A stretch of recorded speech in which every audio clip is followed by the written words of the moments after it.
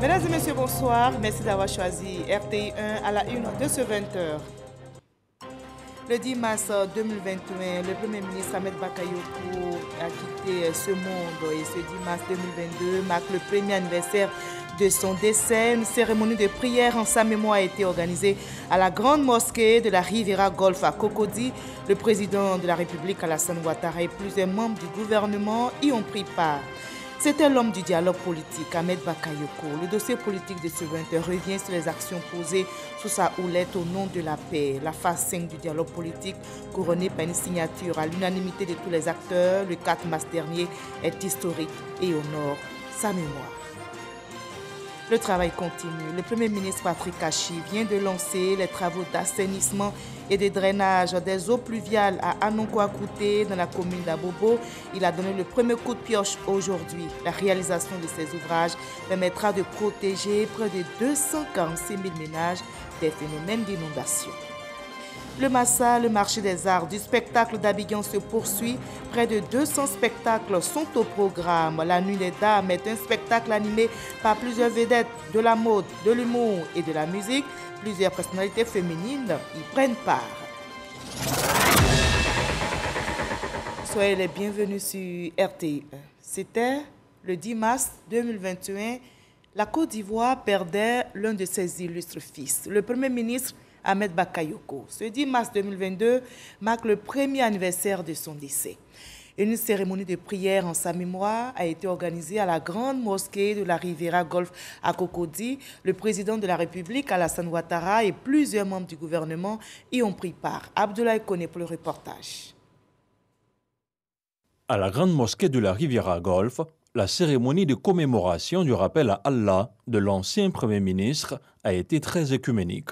اللهم زينا بزينة القرآن وأكرمنا بكرامة القرآن وألبسنا بخلاط القرآن. Dans un équilibre entre prière, zikr et psalmodie du Saint-Coran, le chef de l'État, le président Alassane Ouattara, des membres du gouvernement, des présidents d'institutions et de groupements politiques ont formulé des prières ce jeudi pour le repos de l'âme de l'ancien Premier ministre Ahmed Bakayoko. En plus des prières, des dons et des témoignages ont également marqué la cérémonie de ce jour anniversaire. De son côté, la grande famille Bakayoko n'a pas manqué de remercier le chef de l'État. Les familles sont très sensibles et reconnaissantes à l'importante présence en nombre et en qualité des guides religieux, des imams, sous l'autorité spirituelle du Cheikh Aïma Ousmane Diakité, qui, à travers la lecture intégrale du Saint-Coran et leur invocation, ont prié pour le repos de l'âme de notre regretté Ahmed Bakayoko. C'est le lieu de renouveler notre infinie gratitude à tous ceux qui n'ont cessé de nous apporter leur soutien spirituel, moral et matériel tout au long de cette douloureuse année qui a précédé le départ de son autre grand frère, Amadou Gon Coulibaly. C'est sur cette note de remerciement, de reconnaissance et de gratitude que je vais terminer mes propos en demandant à tous, à toutes et à tous, de faire beaucoup de prières, beaucoup de bénédictions pour son Excellence, Monsieur le Président de la République. Que Dieu lui accorde longue vie, beaucoup de santé, afin qu'il puisse continuer à guider cette nation dans la paix. Une foule d'amis, d'élus et des représentants des différents cultes ont entouré la famille de l'ancien Premier ministre et maire d'Abobo, dont on se souviendra longtemps encore. Voilà déjà un an que le Premier ministre Ahmed Bakayoko nous a quittés et notez que s'il vivait, il aurait eu 57 ans. Le 8 mars dernier, Ambak reste à jamais gravé dans le cœur. Je vous propose quelques réactions à l'issue de la cérémonie de prière en sa mémoire, propos recueillis pour vous par Abdoulaye Koné et son équipe de reportage. Après Amadou Gon Coulibaly, 8 mois après Ahmed Bakayoko, chaque cérémonie d'anniversaire est un moment pour nous de rappel, mais de tristesse aussi, parce que ça nous rappelle que nous avons perdu deux frères, mais deux dignes fils de la Côte d'Ivoire et des fils du président de la République. Quelle que soit la cruauté du destin, la volonté de Dieu s'est exprimée, mais nous notons que Ahmed est encore dans nos mémoires. Ahmed Bakayoko a été de tous les milieux et je crois que la grande mobilisation des Ivoiriens à l'occasion de son décès et à l'occasion même de cette cérémonie commémorative l'illustre parfaitement. J'ai passé de nombreuses heures de discussion avec lui. Nous avons réussi à nous apprécier mutuellement et à apporter en plus du fait que quelque part nous étions liés parce que son épouse est ma nièce, mais nous avons pu donc vraiment mettre tout cela au service du pays. Et je peux dire que si aujourd'hui la Côte d'Ivoire connaît cette accalmie relative et si tous les partis politiques sortent du dialogue politique, je dirais unanime, c'est aussi grâce à Ahmed Bakayoko. Nous ne pouvons que remercier le Tout-Puissant et prier pour que le Tout-Puissant lui accorde sa grâce et lui ouvre les portes du paradis Firdaus. Mais nous, en tant que simples croyants, nous avons foi au fait, compte tenu de tout ce qu'il a fait de bien sur cette terre, nous avons foi que le Tout-Puissant lui accordera sa grâce. C'est une perte énorme parce qu'il faisait partie de ces rares avec qui, peu importe nos sensibilités politiques du moment, nous nous parlions ouvertement. C'est une grosse perte également pour la Côte d'Ivoire parce qu'il était un trait d'union, il était ouvert à tous. Il se disait qu'il n'y a rien d'impossible et que dans le dialogue, par le dialogue, dans la sincérité, on peut toujours trouver des solutions. C'est donc une valeur que nous avons perdue et nous sommes venus pour poursuivre les prières pour le repos de son âme, pour apporter le soutien à Yolande, aux enfants, à Zoumana, à toute la famille. Et je pense que Ambak peut partir en paix. Il est parti, mais on ne l'oublie pas. C'était l'homme du dialogue politique. Un an donc après son départ, la rédaction de RTI1 se souvient de l'ancien Premier ministre Ahmed Bakayoko. Et justement, le dossier politique de ce 20h revient sur les actions posées sous sa houlette au nom de la paix. La phase 5 du dialogue politique, couronnée par une signature à l'unanimité de tous les acteurs, le 4 mars dernier, est historique et honore la mémoire de l'ancien Premier ministre. Ambak, l'homme du dialogue politique, c'est le dossier politique signé Alexis Ouedraogo.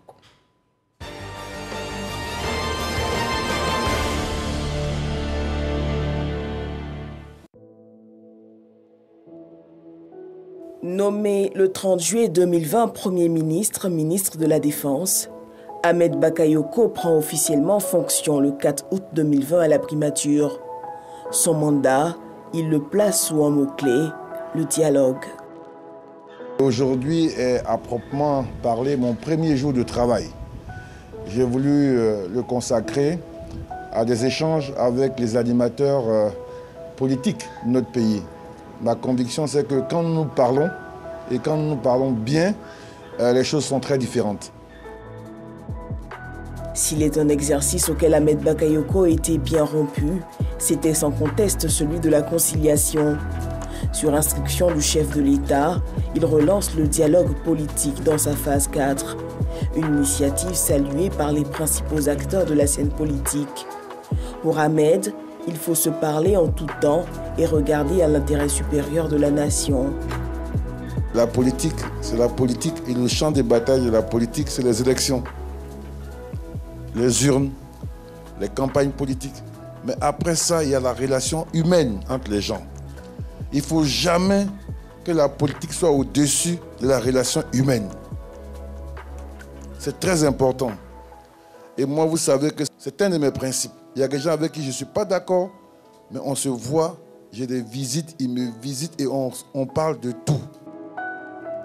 À 3 mois de la présidentielle 2020, il faut garantir un climat apaisé. Ahmed Bakayoko est sur le terrain, tantôt en ville, tantôt dans les régions les plus reculées. Son message est d'abord pour la jeunesse qui l'invite à se départir des querelles politiciennes. Chers jeunes, sachez-le, quand nous, les acteurs politiques, quand les hommes politiques, on fait nos arrangements, on fait nos accords politiques, on ne vous appelle pas. Quand c'est bon entre nous, en haut là-bas, on ne vous appelle pas. Mais quand on a quelques accords, c'est là qu'on vous appelle pour que vous puissiez porter par des batailles de rue ces accords. Vous devez dire non à la violence. Face aux acteurs politiques, son discours est privilégier toujours le dialogue. Bien heureusement, dans notre pays, toutes les partis ont gouverné. Toutes les partis ont connu un cheminement dans l'opposition. Donc chacun connaît les contraintes de l'État. Et chacun aussi connaît les enjeux des opposants. Donc nous devons pouvoir nous parler, franchement. Et savoir, comme je dis, raison garder, pour voir qu'est-ce qui est possible et qu'est-ce qui ne l'est pas. Mais que le fil du dialogue soit permanent. Et quand malgré tout la crise post-électorale éclate, les rencontres se multiplient. Il n'y a pas une famille bêtée, qui n'a pas une grande famille alliée, qui soit Akan ou qui soit Malinké. Il n'y a pas un bêté qui n'a pas un ami fort, un ami d'enfance, Djoula ou un Baoulé. C'est ça notre vie, notre réalité. Que la politique ne vienne pas déranger ça. Chers parents, mes chers frères, je suis venu ici pour vous dire, restez en paix. Aujourd'hui, ce qui compte, c'est le développement. Qu'on sorte de la pauvreté. Et c'est l'ambition que porte le président Ouattara avec son gouvernement. Quand les positions se durcissent, il ramène tout le monde à la table des échanges. Recomposition de la commission électorale indépendante, accord sur le nouveau code électoral, autant de sujets creusés dans les négociations. Notre responsabilité à tous est de persévérer dans cette voie de la concertation pour consolider les acquis du présent dialogue politique. Ce 4 mars 2022, moins d'un an après son décès, la phase 5 du dialogue politique a refermé ses portes à la primature. Pour la toute première fois, partis, groupements de partis politiques et organisations de la société civile ont signé à l'unanimité le rapport final. Ahmed Bakayoko l'avait prédit.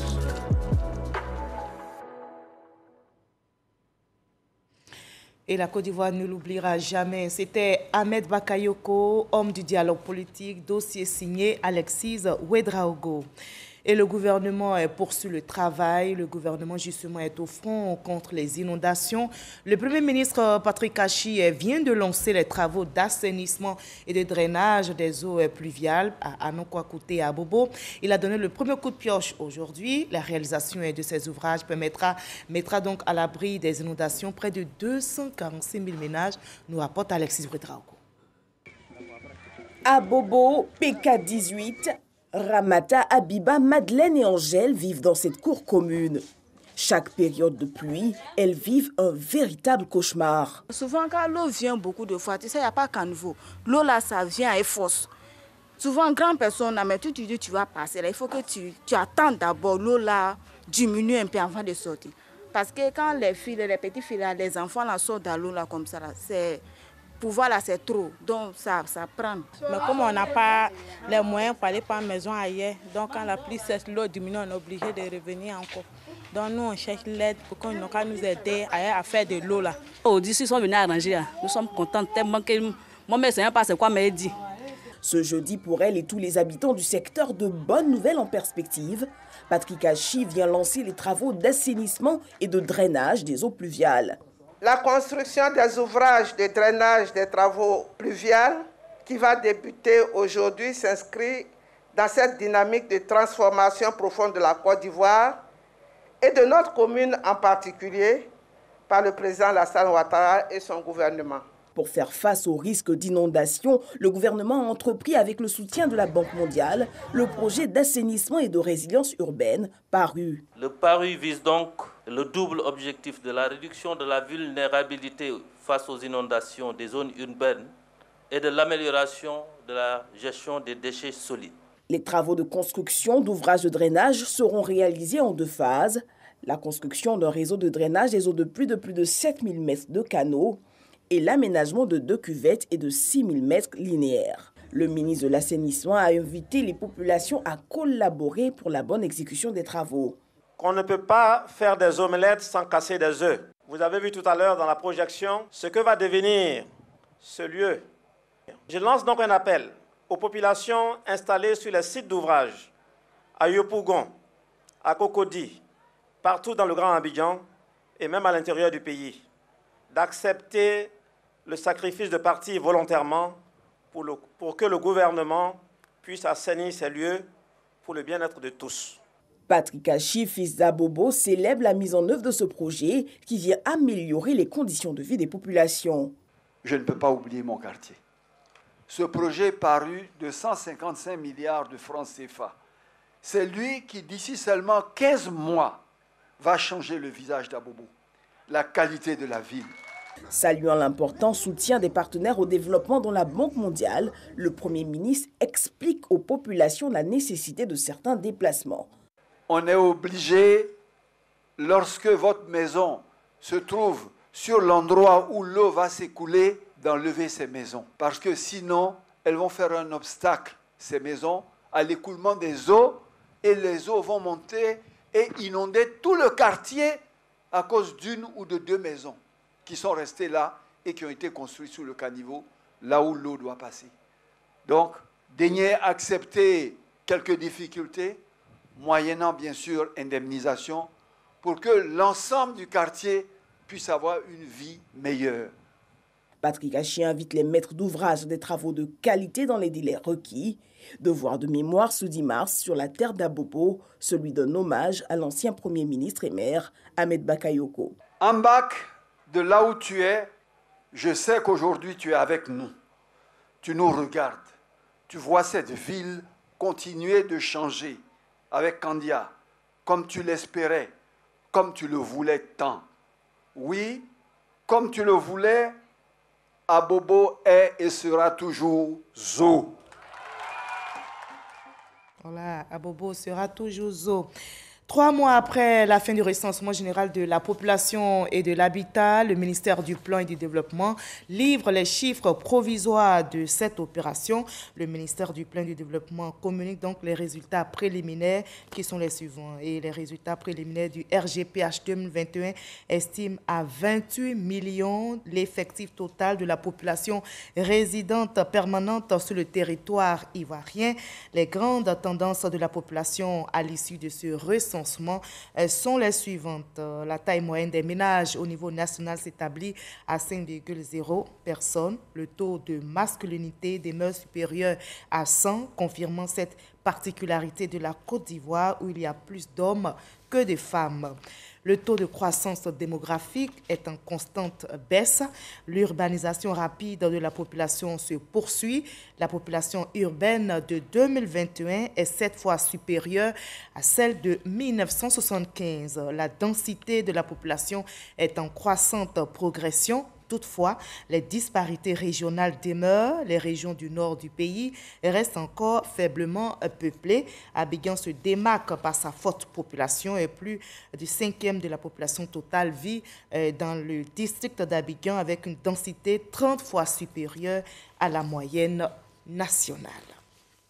Et je vous conduis à présent au CESEC où le Collège des conseillers s'est réuni en séance plénière aujourd'hui. Et c'est la première réunion des conseillers économiques, sociaux, environnementaux et culturels depuis la rentrée solennelle de l'institution.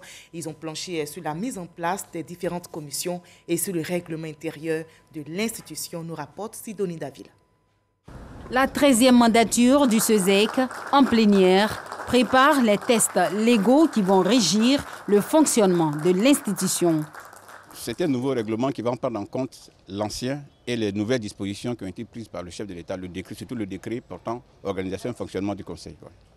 Pour ce faire, un comité a été mis en place pour réfléchir sur le règlement intérieur en vue de sa validation dans les prochains jours. Il sera présidé par le conseiller Gustave Abois. Mais bien avant l'adoption des tests, il faut d'abord déterminer les différentes commissions permanentes.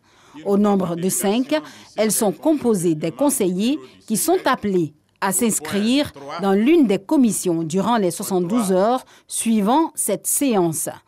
C'est la première fois, après plusieurs années, que la plénière se tient avec un bureau du CESEC. Nous avons vu les orientations que le président déclinait dans son intervention Et nous nous inscrivons justement dans cette dynamique à l'effet de pouvoir traduire cette vision en réalité.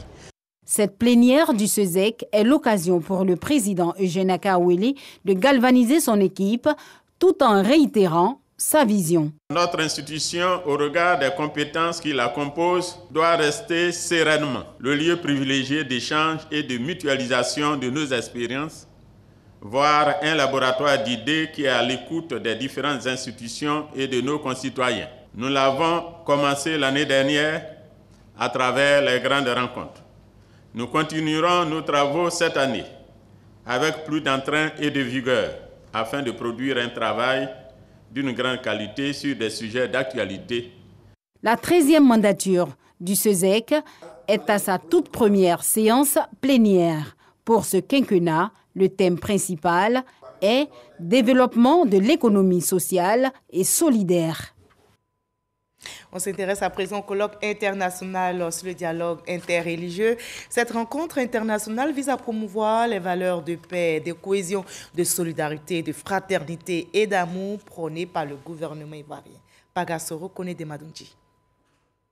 Ces guides sont issus de toutes les obédiences religieuses nationales et internationales. Ils sont à Abidjan dans le cadre du colloque international sur le dialogue interreligieux autour de la problématique le message éternel des religions, une initiative de la Fondation Mohamed VI des Oulémas africains, section Côte d'Ivoire, en collaboration avec le Conseil supérieur des imams des mosquées des affaires islamiques COSIMA. Elle vise à promouvoir les valeurs de solidarité, de fraternité, de tolérance et d'amour, mais surtout vise à véhiculer et à enraciner les messages de paix et de cohésion. À travers ce colloque, ça va être un départ pour faire passer un message fort, pour qu'on comprenne que la religion, c'est la paix, parce que c'est le message éternel de toutes les religions. Le dialogue, mesdames et messieurs, est la solidarité fraternelle entre tous les Africains, chrétiens comme musulmans. C'est d'abord un état d'esprit. C'est en fait vivre en se parlant. Vivre en inventant une manière de s'entendre et de s'entraider les uns des autres. Ce colloque international a vu la participation de nombreux guides religieux chrétiens et musulmans venus du Maroc et des 34 pays membres de la Fondation, dont la Côte d'Ivoire. Nous espérons que les résultats qui vont sortir des 3 jours de discussion et de débat aideront aussi bien les guides religieux que les décideurs à préserver la paix et la cohésion. Comme nous le savons parfois, la religion a servi comme base à des conflits. Et je pense que c'est important que l'histoire nous ayant instruits, aujourd'hui, on essaie de faire tous les efforts nécessaires pour que la religion serve plutôt à la paix. Cette rencontre religieuse a bénéficié du soutien des membres du gouvernement et de celui du président de la République, Alassane Ouattara, représenté par le ministre secrétaire général de la présidence. Je voudrais faire noter que la construction et la consolidation du dialogue interreligieux, participant à l'entretien du lien social, est indispensable au renforcement de la cohésion sociale, du vivre ensemble et de la paix. Je voudrais, au nom de son Excellence M. Alassane Ouattara, président de la République de Côte d'Ivoire, déclarer ouverts les travaux du colloque international du dialogue interreligieux organisé par le COSIM et la Fondation Mohamed VI des Oulémas africains. Selon les organisateurs, bien qu'il existe un message éternel des religions qui invite les humains à un idéal de paix, la société africaine, notamment ivoirienne, a plus que jamais besoin d'un rappel des principes de tolérance et d'amour. Et les fidèles chrétiens catholiques observent en ce moment une période de jeûne. À Korogo commune, le député Lassina Ouattara, dit l'ASPL, solidaire de la communauté chrétienne, a fait plusieurs dons. Il a offert des vivres aux chrétiens de sa circonscription de la part du chef de l'État, Alassane Ouattara. Ami Sissoko pour le reportage. Un geste évocateur. Lassina Ouattara, député de Korogo commune, offre des vivres aux fidèles chrétiens catholiques de la cathédrale Saint-Jean-Baptiste de Korogo. Des vivres et un don en numéraire bien apprécié. C'est un geste fort, surtout temps de carême, temps de partage, temps de rapprochement les uns les autres. Et c'est son habitude, chaque fois, chaque année, de nous aider Alors à travers lui, nous disons merci au président de la République qu'il envoie et il a su faire la commission. Le don a été bien réceptionné et on les rassure aussi qu'il sera vraiment réparti parmi les communautés pour que vraiment on puisse prier aussi que ceux qui vont recevoir ces dons, ils sauront dire merci à Dieu pour les donateurs. Le donateur visite ici plusieurs lieux de culte. Période de carême oblige. À Aoussabougou, une autre paroisse de la capitale de la cité du Poro, et à l'église Aébessi, le même acte posé. Selon le conseiller technique du président de la République Alassane Ouattara, cela obéit à un principe de cohésion sociale. Au nom du président de la République, nous avons fait ce don au curé pour qu'il partage à la nécessité. Tout le monde actuellement a besoin de soutien. Ce moment de carême sacré. Merci encore de faire toutes les prières pour la Côte d'Ivoire. La Côte d'Ivoire a besoin de la prière, pour la paix surtout. S'il y a la paix dans un pays, il y a le développement. Cette caravane du partage est une initiative de l'honorable Lassina Ouattara. Il entend être présent de cette manière à toutes les manifestations religieuses dans la cité du Poro.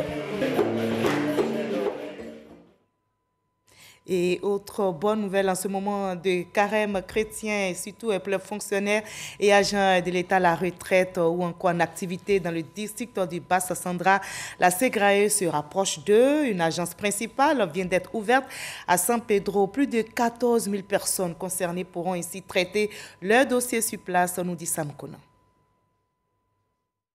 Fini les désagréments liés au déplacement des assurés sociaux du Bassa-Sandra pour accomplir leur démarche administrative avec la SEGRAE.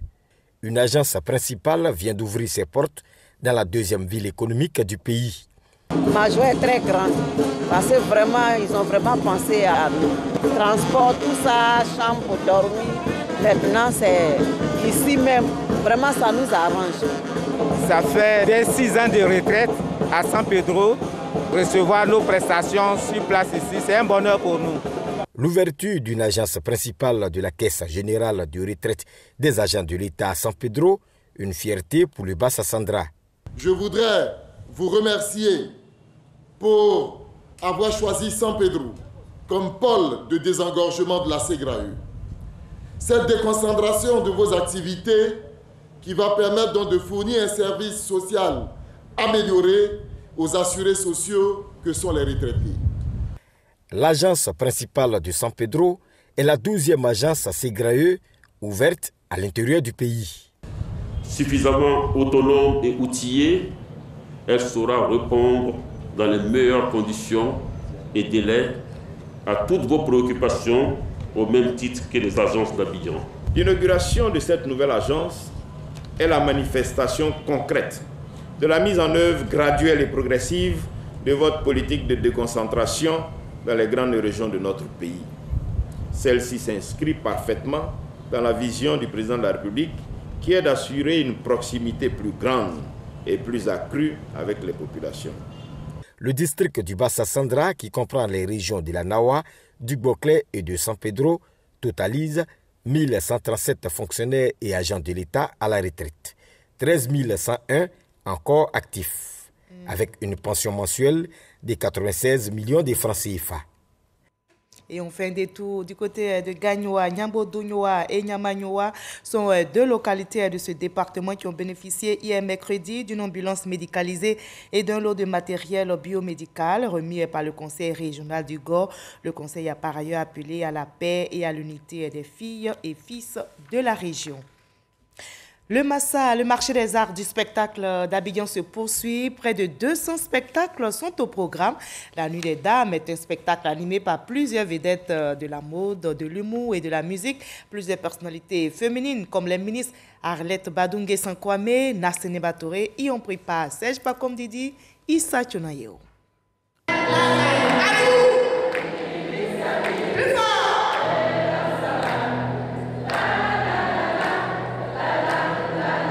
Spectacle Nuit des Dames. Le Massa fait un clin d'œil à la jeune féminine dans cette ferveur de la Journée internationale des droits de la femme. Sur une scène consacrée uniquement à la femme. Sur un même plateau, la femme s'exprime à travers différents arts de l'humour, beauté, glamour, mode avec 8 stylistes qui présentent des collections dédiées à la femme. La musique également est au rendez-vous. Roselyne Candice, Afou Keïta font danser et chanter ces femmes heureuses d'être magnifiées.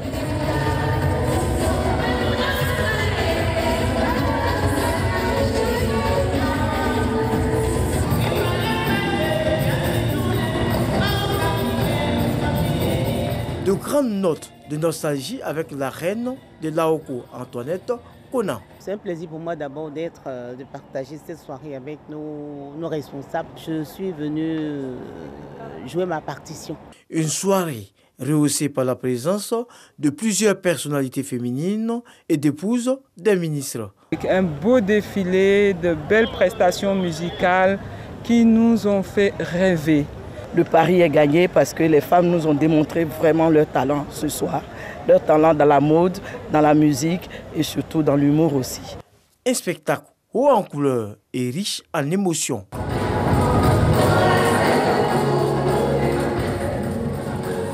Et le massage se déroule dans la très bonne humeur. Les autres localités gardent aussi le sourire avec l'émission Bonjour de RTI.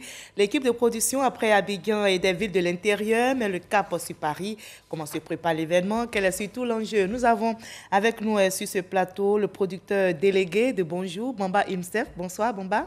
Bonsoir Marie-Laure. Alors après Abidjan, l'intérieur du pays, Bonjour, Rallye Paris. C'est un peu la dimension internationale de Bonjour. Oui, effectivement. Est-ce que la capitale française est-elle prête à vous accueillir? Oui, je pense bien. On a déjà des émissaires sur place, en l'occurrence Ramatoulaye et Magnifique, qui sont déjà sur le terrain en train de vraiment donner déjà les couleurs et les notes, n'est-ce pas, de Bonjour Paris qui vont s'annoncer très bien. Il faut dire que Bonjour Paris est placé sous le haut patronage de Madame la ministre d'État, Madame Kandia Camara, également sous le coparrainage de l'ambassadeur Kwaku Banama Maurice.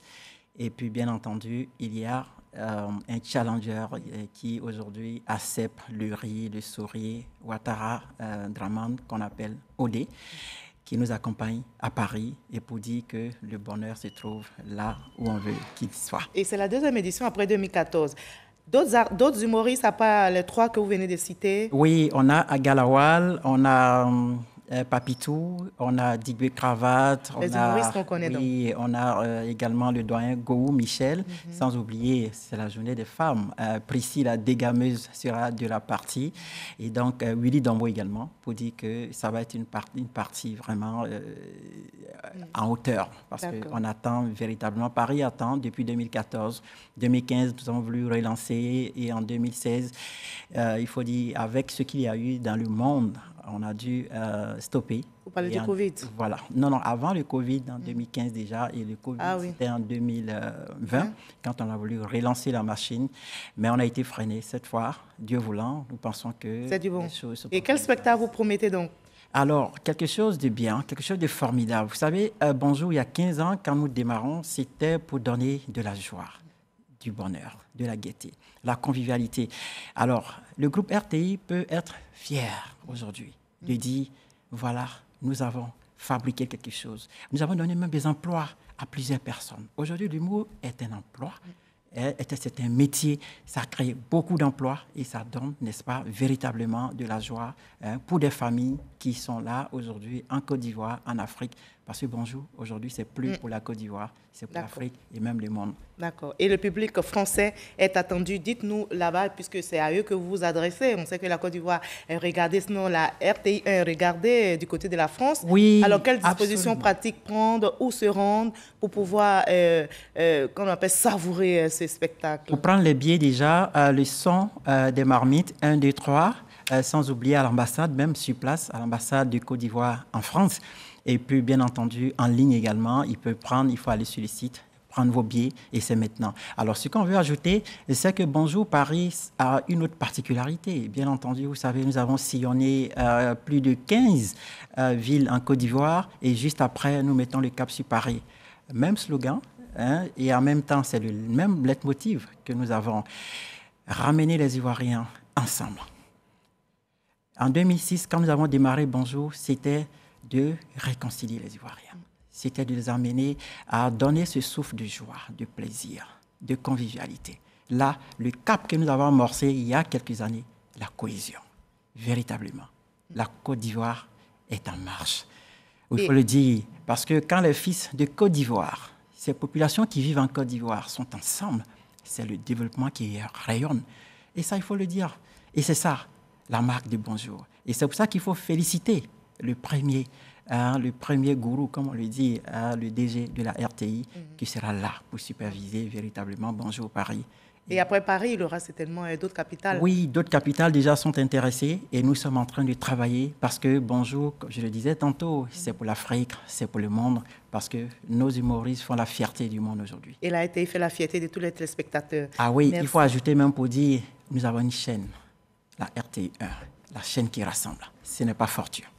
Merci Bamba Imsef, merci d'avoir été avec nous et puis bon voyage sur Paris. Merci et à très bientôt. Et Paris, bonjour. Paris vous attend. On va terminer par la Guinée où on s'interroge. Est-ce la fin de l'état de grâce pour la junte au pouvoir?